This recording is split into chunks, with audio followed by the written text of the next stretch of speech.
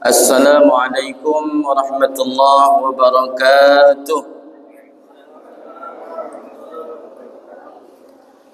Pak Salam sarapan bubur di Masjid Al-Hariri. Yang jawab salam saya doakan panjang umur dan dimudahkan rezeki. Alhamdulillah, alhamdulillahillazi bi ni'matihi tatimmus shalihat. Alhamdulillahillazi allafa baina qulubina fa asbahna bi ni'matihi ikhwana. Asyhadu an la ilaha illallah wa asyhadu anna Muhammadar Rasulullah.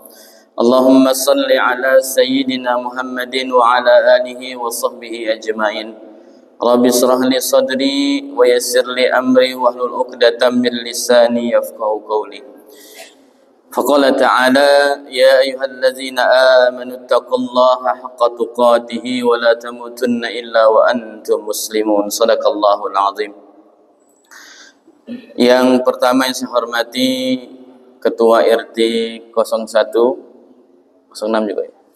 Dan RT 06. Selanjutnya yang saya hormati pengurus Masjid Al-Hariri, ada ketua, sekretaris bendahara dan jajarannya.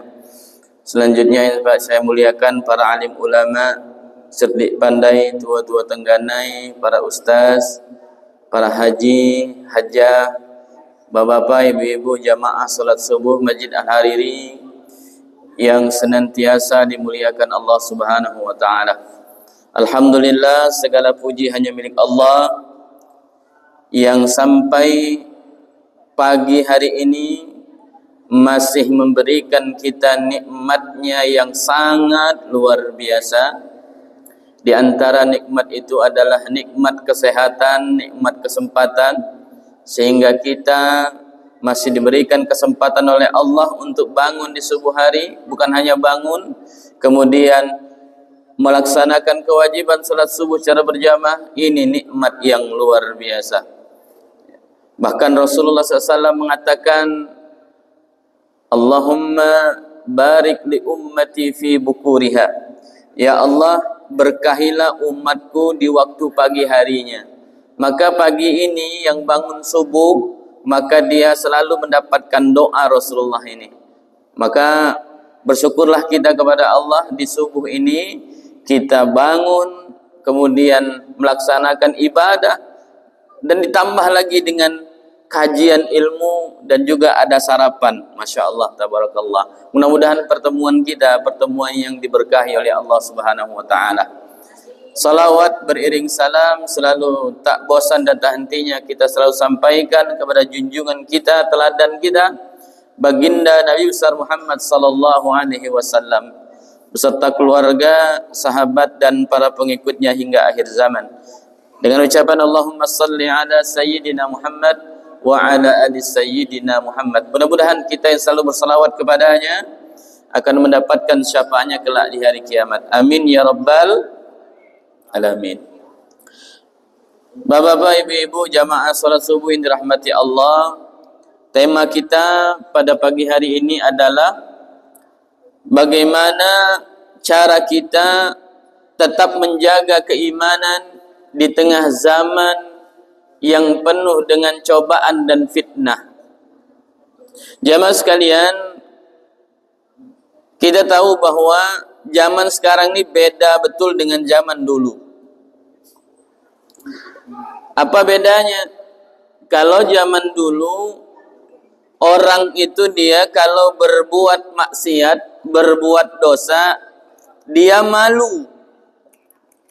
Malu kalau dilihat orang. Berbuat dosa kalau zaman dulu malu, Pak. Tapi kalau sekarang dosa itu malah dibanggakan, malah dipamerin. Dulu fitnah itu sembunyi-sembunyi. Sekarang terbuka, apalagi di media sosial. Fitnah itu ada di genggaman. Di mana dia? Di HP kita, di gadget kita, di genggaman tangan kita, di media sosial kita. Tontonan tidak menjadi tuntunan. Belum lagi berita gosip, konten-konten negatif yang bisa bikin hati kita ini menjadi keras tanpa kita sadari. Kalau ini dilihat terus-menerus, maka ini akan menjadi sebuah hal yang biasa, padahal itu dosa. Misalnya nih, kita scroll Facebook, Instagram, ada cewek joget-joget, perempuan joget-joget. Kita lihat, kalau tidak ada rasa dalam hati kita, ya Allah, ini dosa. Tapi karena kita lihat terus-menerus, maka jadi biasa dia. Padahal itu adalah sebuah maksiat, sebuah dosa. Maka pagi hari ini tema kita adalah bagaimana cara kita menjaga iman. Karena iman saat ini, Bapak Ibu sekalian, ya, sangat sulit dijaga di zaman yang luar biasa ini. Ya. Jamaah sekalian, kita hidup di zaman yang telah dikabarkan oleh Rasulullah SAW. Apa kata Rasulullah? Badirul bil a'mali fitanan. Bersegeralah kalian beramal. Segeralah kalian melakukan amal saleh, kata Rasulullah, sebelum datang fitnah-fitnah. Kaqita'il laili. Dia fitnah itu seperti malam yang datang di gelap malam yang gulita. Al-muslimu yusbihur rajulu mu'minan wa yumsi kafiran. Seseorang di pagi hari dia beriman kepada Allah, namun di sore hari ia telah menjadi kafir. Au yumsi mu'minan wa yusbihu kafiran. Di sore hari dia beriman, namun di pagi harinya ia telah kafir. Badi'u dinahu bi'aradim minad dunya. Dan ia menjual agamanya demi dunianya. Jamaah sekalian yang dirahmati Allah, hadis ini sangat nyata di zaman kita, Bapak Ibu sekalian. Contoh fitnah zaman sekarang. Kebenaran sekarang ini, orang-orang yang melakukan kebaikan itu dianggap aneh sekarang. Orang yang fanatik agama dianggap aneh, dianggap orang asing. Orang rajin sholat diejek-ejek, dicibir, dihina, ya, bahasa itu dicemeh kalau bahasanya. Yang joget-joget malah dibanggakan. Ya. Yang tari-tarian yang pakai rok pendek, yang mengumbar aurat, itu dianggap hal biasa. Sementara orang ibadah dianggap aneh. Belum lagi ulama dikriminalisasi. Sementara artis yang betul-betul dia nyata berbuat maksiat, berzina, malah dielu-elukan, malah dihormati, disanjung-sanjung. Contoh berita berapa minggu ini, ada artis yang hamil di luar nikah, secara terang-terangan ngomong di media, dan itu dapat simpati. Nah, inilah anehnya negeri kita ini. Orang berbuat dosa, nah disanjung, dikasih simpati. Padahal itu kita tahu itu berzina itu adalah dosa besar. Belum lagi yang jujur dimusuhi, yang curang malah didekati. Yang teguh dengan prinsip menjalankan agamanya, menegakkan sunnahnya dianggap radikal, ya kan? Yang membela agama dianggap intoleran, macam-macam. Inilah yang terjadi di zaman kita ini, Bapak Ibu sekalian rahmati Allah. Ya. Jadi fitnah itu sudah menyebar di mana-mana. Makanya dalam Al-Quran Allah sudah peringatkan kepada kita dalam surah Al-Anfal 25. Wattaqu fitnatan la tusibanna allazina zalamu minkum khassah wa'lamu anna Allah syadidul iqab. Dan takutlah kamu, kata Allah, terhadap fitnah yang dia tidak menimpa kepada orang-orang yang zalim saja di antara kamu. Dan ketahuilah bahwa Allah sangat keras azabnya, siksanya. Artinya, Bapak Ibu sekalian yang berbahagia, Fitnah ini dia tidak pilih-pilih orang. Mau dia orang soleh, mau dia orang munafik, mau dia orang fasik, orang kafir. Semuanya bisa kena dengan fitnah dunia ini. Bahkan orang baik pun bisa tergelincir kalau dia tidak waspada. Apalagi kita yang setiap hari melakukan dosa. Nah, inilah jamaah sekalian tantangan kita hari ini. Jadi kita saat ini bukan hanya dituntut untuk beriman saja, untuk menyatakan diri kita la ilaha illallah Muhammad Rasulullah, bukan dituntut untuk beriman saja, tapi bagaimana kita dituntut untuk menjaga keimanan kita itu. Jadi iman juga bukan cuma diterima, tapi bagaimana dia dirawat agar tetap terjaga. Karena iman itu Bapak Ibu seperti bunga di taman. Kalau dia disiram terus, maka dia akan tumbuh mekar. Tapi kalau dia diabaikan, dia tidak disiram dengan baik, dia dirawat dengan baik, maka dia akan layu. Bahkan kalau disiram dengan racun, dan dia akan mati. Nah, jamaah sekalian dimuliakan Allah, iman itu ada 3. Makna iman, apa makna iman Bapak Ibu? Kalau bahasa kitanya percaya, ya kan? Jadi kalau iman hanya batas percaya, berarti imannya belum sempurna. Iman itu Bapak Ibu sekalian tidak hanya sekedar percaya. Maka saya katakan iman itu ada 3. Pertama, tasdiqu biqalbi. Dibenarkan dengan hati, diyakini dengan hati. Kemudian takriru bil lisan. Setelah diyakini dengan hati, diucapkan dengan lisan.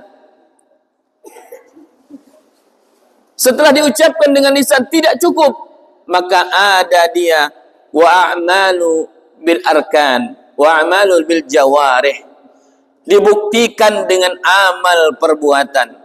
Maka tidak cukup Bapak Ibu kita percaya, kita mengaku beriman, ya Allah kami beriman kepadamu. Tidak cukup. Kata Allah, mana buktinya kalian beriman? Maka di dalam Al-Quran, orang-orang yang beriman itu disebutkan dia selalu berkaitan dengan amal soleh. Ya ayyuhalladzina amanu illal ladzina amanu wa amilus solihat. Orang yang beriman dan beramal soleh. Kenapa berkaitan? Karena iman tidak cukup dengan percaya, tidak cukup dengan ucapan, dia mesti ada action pembuktiannya. Ya. Oleh sebab itu Bapak Ibu sekalian, maka iman itu seperti air hujan. Dia seperti air hujan. Kadang turunnya deras, kadang hanya rintik-rintik, kadang juga tidak turun-turun musim kemarau. Sifatnya apa? Iman itu fluktuatif. Kadang naik, kadang turun. Al-imanu yazidu wa la yanqus. Iman itu kadang naik, kadang turun. Kenapa iman itu naik? Yazidu bitta'ah. Iman itu naik karena banyaknya keimanan yang kita lakukan kepada Allah. Kenapa iman itu turun? Wa yanqus bil maksiyah. Karena kemaksiatan dan dosa yang kita lakukan. Itulah iman. Jadi dia naik dan turun, dan ketika naik karena banyaknya amal yang kita lakukan, kalau dia turun karena banyak dosa yang kita lakukan. Maka ciri-ciri iman seseorang yang sedang turun itu apa? Pertama cirinya Bapak Ibu, iman seseorang itu turun, sholat itu berat. Mau melakukan sholat itu berat, malas sholatnya. Bergerak untuk hayya 'alas sholat. Apa dia jawab? Kagetlah. Nah. Berat. Ini ciri iman sedang turun. Nah, maka mungkin kita pernah merasakan itu. Karena tadi iman kadang naik, kadang turun. Yang kedua, ciri iman sedang turun adalah mudah emosi, mudah marah. Tersandung dikit, orang tersenggol dikit, nah, emosi dia. Nah, apa pula maksud kau nyenggol aku? Nah, emosi. Mudah marah. Yang ketiga, ciri imannya sedang turun itu adalah dikuasai oleh hawa nafsunya. Nafsunya lebih mendominasi. Yang keempat, sudah tidak berzikir lagi. Zikirnya sudah hilang. Yang tadinya setiap hari berzikir subhanallah, subhanallah, subhanallah, diganti dengan yang lain. Kemudian ciri berikutnya adalah iman itu hilang, hatinya menjadi keras. Kemudian berbuat dosa dianggap biasa. Awalnya dia buat dosa itu istighfarlah, tapi karena terus-menerus dilakukan, maka dosa tadi dianggap biasa. Maka saya katakan tadi, ketika membuka media sosial, yang kita lihat itu hal-hal negatif, karena setiap hari dilihat, maka itu menjadi hal biasa. Bukan hanya di media sosial, di lingkungan kita pun. Ada orang berbuat dosa, kita biarkan, cuma kita lihat saja, karena itu setiap hari dilihat, maka jadi pemandangan biasa. Padahal itu adalah sebuah dosa. Maka dosa yang dianggap biasa itu termasuk ciri iman seseorang itu sedang turun. Kemudian maksiat dianggap konten hiburan. Nah, ini Bapak Ibu yang sekalian mati Allah, ya. Analoginya seperti ini. Jadi iman itu seperti HP. Punya HP semua kan? Nah, kalau tidak punya beli Pak Haji kayaknya. Punya HP semua. Iman itu kayak HP. Dia butuh untuk dicas. Kalau habis lowbat baterainya, butuh dicas. Casnya apa? Zikir. Casnya apa? Baca Al-Quran. Kemudian butuh juga mode hemat daya. Nah, mode hemat dayanya apa? Menahan emosi, menahan amarah, menahan diri dari berbuat maksiat. Nah, kadang-kadang juga HP itu mesti di restart. Karena bahkan restart itu karena error mungkin. Ya, tidak mau lagi ditekan, dipijit-pijit, touchscreen-nya tidak mau, maka dia butuh restart. Jadi iman itu butuh di reset ulang. Karena sudah terlalu jauh tadi. Ya. Maka kita harus punya program Bapak Ibu sekalian, diri kita masing-masing. Program apa? Untuk menjaga iman kita ini. Karena sekali lagi, kita ini dituntut bukan hanya untuk beriman saja, tetapi bagaimana menjaga iman kita itu agar tetap stabil, ya, tetap terjaga.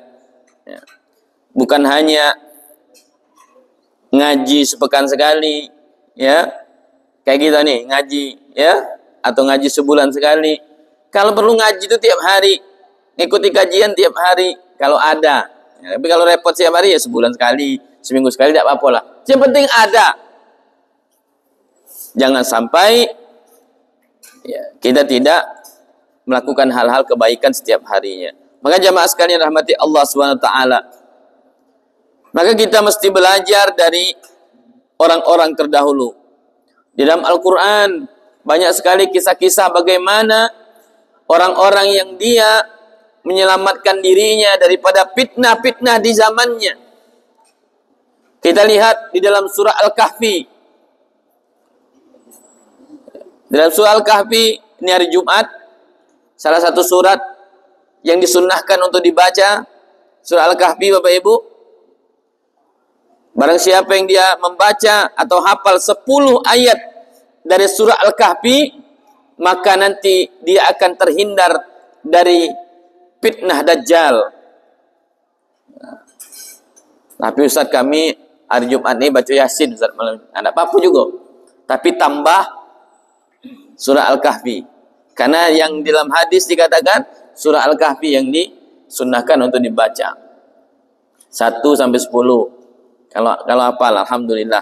Kalau tidak hafal baca saja. Setiap Jumat.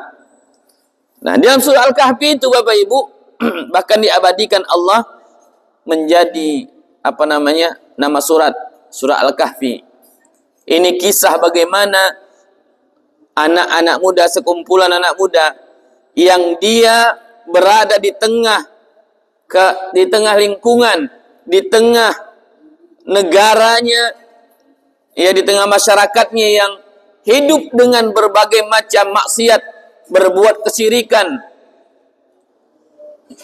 Jadi sekumpulan pemuda ini untuk menyelamatkan imannya, untuk menjaga imannya agar tidak terkontaminasi dengan masyarakat pada saat itu, mereka lari berhijrah.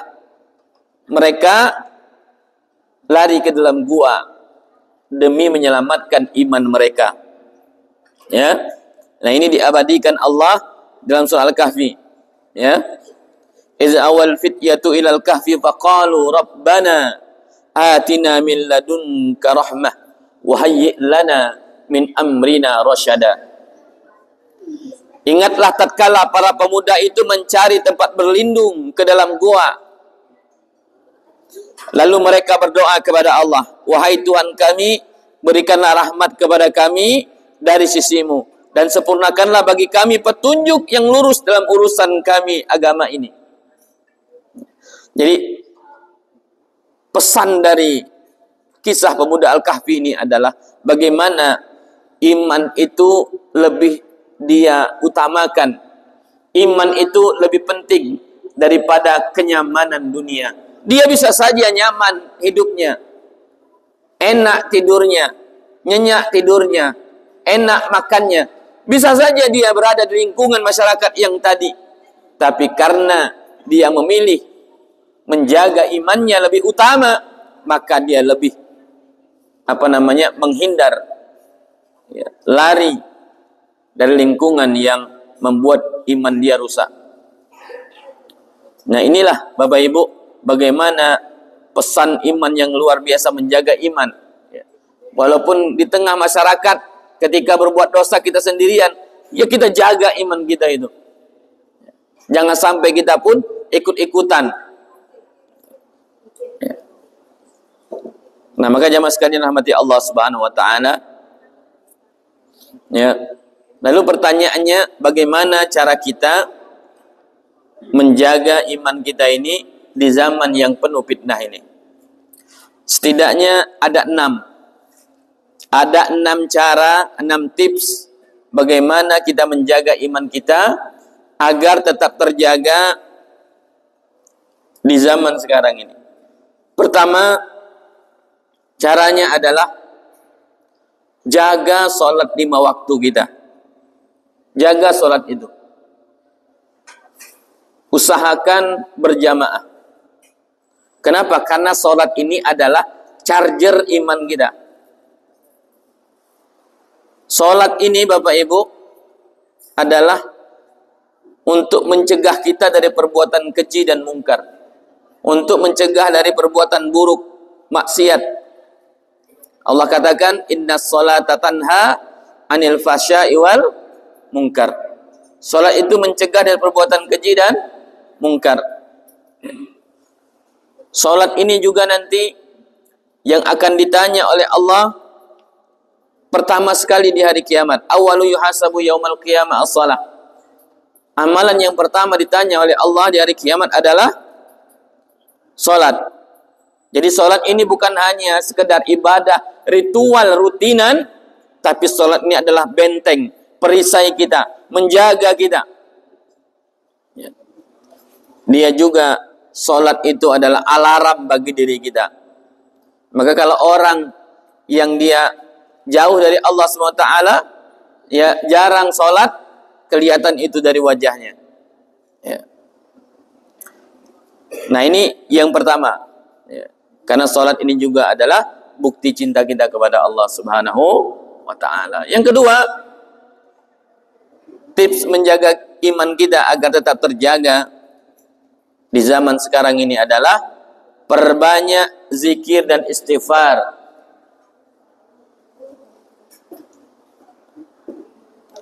Ala bi zikrillahi tatmainnul qulub. Ingatlah, hanya dengan mengingat Allah, maka hatimu akan menjadi tenang.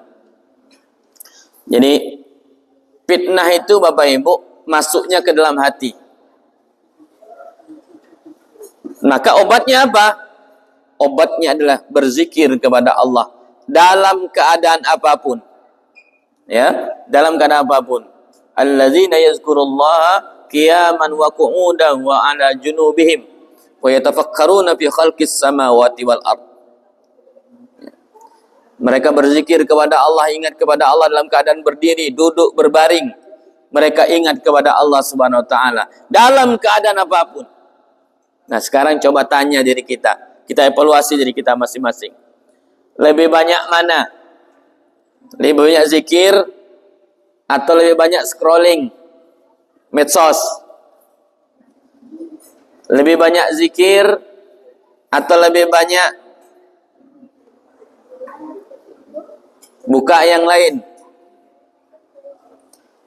Lebih banyak zikir atau lebih banyak nyanyi? Zikir, alhamdulillah, masya Allah ya, masih ada ya nak.